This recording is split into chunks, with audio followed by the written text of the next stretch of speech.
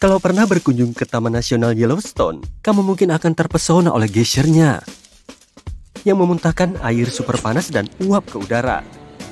Namun, ada hal lebih menarik yang tersembunyi di bawah tanah, yakni sistem pipa di bawah tanahnya yang memungkinkan terjadinya letusan-letusan dahsyat itu. Mengenai hal itu, ada kabar baik. Baru-baru ini para peneliti telah berhasil memetakan sistem pipa hidrotermal di Taman Nasional ini dengan bantuan magnet terbang raksasa. Hasilnya, para ilmuwan berhasil mendokumentasikan semua fitur ini dengan detail yang menakjubkan. Ternyata, Yellowstone memiliki sistem hidrotermal terbesar di dunia. Di dalamnya terdapat lebih dari 10.000 fitur, seperti geyser, kolam lumpur, mata air panas, dan ventilasi uap. Semua itu dialiri oleh jaringan jalur air bawah tanah. Air tersebut menjadi terlalu panas karena magma yang mengalir di bawah tanah. Hal ini menyebabkan air naik ke permukaan. Tidak ada yang benar-benar tahu soal cara kerja sistem ini. Peta yang baru dibuat ini mungkin bisa menjelaskannya. Para ahli menjelaskan bahwa pengetahuan mereka tentang Yellowstone memiliki celah. Itulah alasan Yellowstone sering disebut sebagai sandwich mystery. Para ilmuwan mengetahui cukup banyak tentang fitur-fitur di permukaan karena mereka dapat mengamatinya secara langsung. Dan mereka tahu apa yang terjadi dalam sistem magmatik dan tektonik beberapa kilometer di bawah permukaan. Tapi, mereka belum mengetahui apa yang terjadi di bagian tengahnya.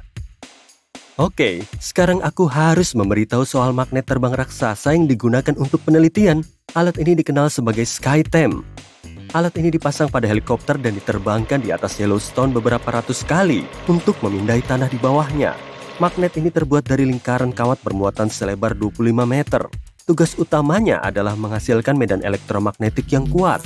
Dan karena berbagai jenis material, seperti air atau batu, merespon medan ini secara berbeda, para ilmuwan berhasil membuat beberapa peta bawah permukaan untuk pertama kalinya.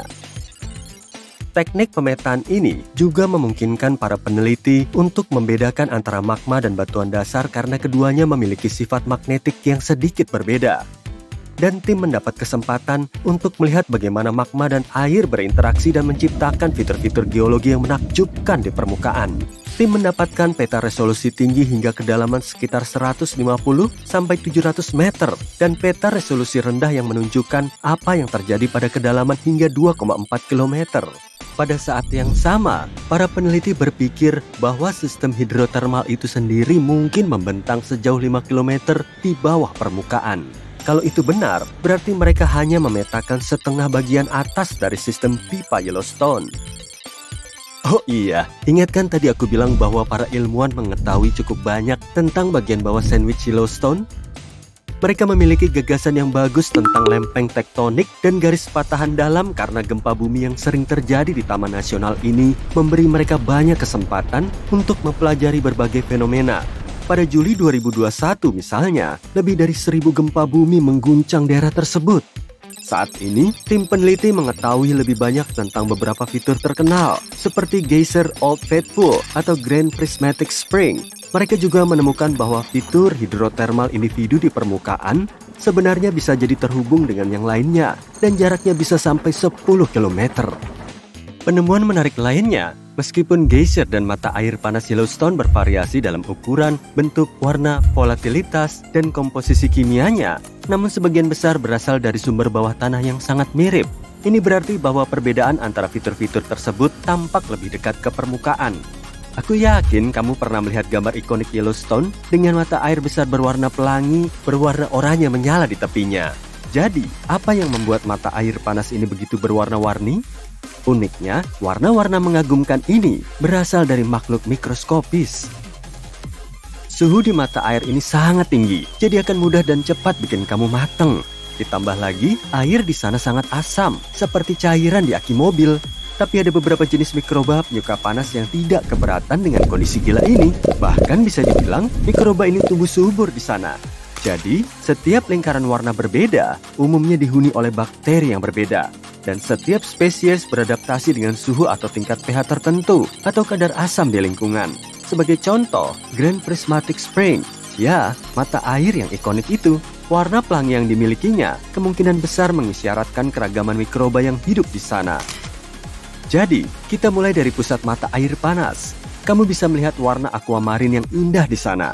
Disitulah suhu air yang paling tinggi mencapai 87 derajat Celcius. Karena area ini berada tepat di atas sumber air bawah tanah. Air di sana terlalu panas bahkan untuk mikroba. Itu sebabnya sebagian besar yang kamu lihat adalah air yang jernih. Adapun alasan warna birunya sama dengan alasan kenapa langit berwarna biru. Sinar matahari mengenai permukaan air dan cahayanya menyebar. Tapi cahaya birulah yang paling banyak menyebar dan dipantulkan kembali ke mata kita. Cincin warna berikutnya adalah kuning. Ini berkat sianobakteri tertentu. Suhu di cincin kuning ini mencapai 74 derajat Celcius. Jika kondisi di mata air panas sedikit berbeda, bakteri ini akan menciptakan warna biru hijau berkat pigmen hijau yang disebut klorofil. Tapi karena sinar matahari yang mengenai mata air terlalu kuat, bakteri mulai memproduksi jenis pigmen lain. Pigmen ini disebut karotenoid. Dan tahu nggak, ini berfungsi sebagai tabir surya bagi bakteri. Dan karena pigmen ini berwarna oranye, bakteri yang biasanya berwarna hijau berubah menjadi kekuningan. Terakhir, ada warna oranye terang di dekat tepi mata air. Suhu di sana sedikit lebih dingin, sekitar 65 derajat Celcius. Di bagian mata air ini, kamu dapat menemukan beberapa jenis bakteri. Semuanya menghasilkan zat yang memberikan warna oranye terang pada mata air. Dan terakhir, tepat di tepi mata air, suhunya lebih dingin lagi, sekitar 55 derajat Celcius. Dan ada lebih banyak jenis mikroba yang dapat bertahan hidup di sana. Semua mikroba itu memberikan warna merah kecoklatan pada tepi mata air. Namun para ilmuwan percaya bahwa manusia dan beragam aktivitasnya mungkin telah memengaruhi warna fitur hidrotermal Yellowstone. Sebagai contoh, di masa lalu, suhu di Morning Glory Pool dulunya jauh lebih tinggi daripada saat ini. Makanya warnanya biru pekat. Namun, sampah mulai menumpuk di kolam dan sebagian menyumbat ventilasi. Hal ini menyebabkan suhu turun, alhasil mikroba pun berkembang. Akibatnya, warna biru yang cantik itu berubah menjadi oranye kuning. Sedangkan untuk geyser Yellowstone yang paling terkenal disebut Old Faithful. Nama ini diberikan pada akhir abad ke-19 karena letusannya yang teratur. Geyser ini lebih aktif daripada yang lain, meletus sekitar 20 kali sehari.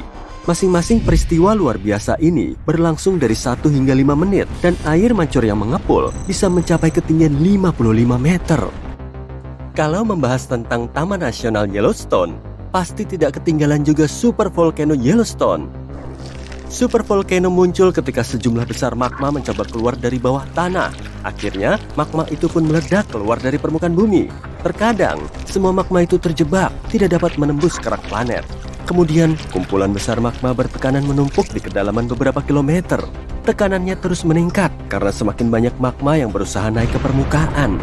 Akhirnya, letusan super pun terjadi. Kamu pasti nggak mau berada di dekat sana. Selama 50 tahun terakhir, kaldera Yellowstone telah naik sampai hampir 1 meter.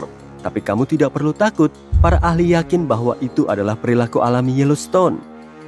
Saat tanah naik, kaldera turun. Para ilmuwan berpendapat bahwa supervolcano tidak menimbulkan bahaya saat ini. Agar letusan dapat terjadi, magma di dalamnya setidaknya harus 50% berbentuk lelehan. Di Yellowstone, lelehannya sekitar 5 hingga 15%. Kabarnya lagi, sebuah penelitian terbaru membuat para peneliti percaya bahwa titik panasnya mungkin dalam keadaan menurun saat ini, meskipun ada aktivitas bernapas dan peningkatan tanah. Setidaknya ada 3 letusan super lainnya dalam sejarah gunung berapi Yellowstone. Letusan-letusan tersebut terjadi 2,1 juta, 1,3 juta, dan 640.000 tahun yang lalu, jauh sebelum adanya video. Letusan super yang terakhir dijuluki letusan Lava Creek. Letusan ini membentuk kaldera Yellowstone setelah memuntahkan 1000 km kubik batu, debu, dan abu vulkanik. Makasih, nggak dulu deh.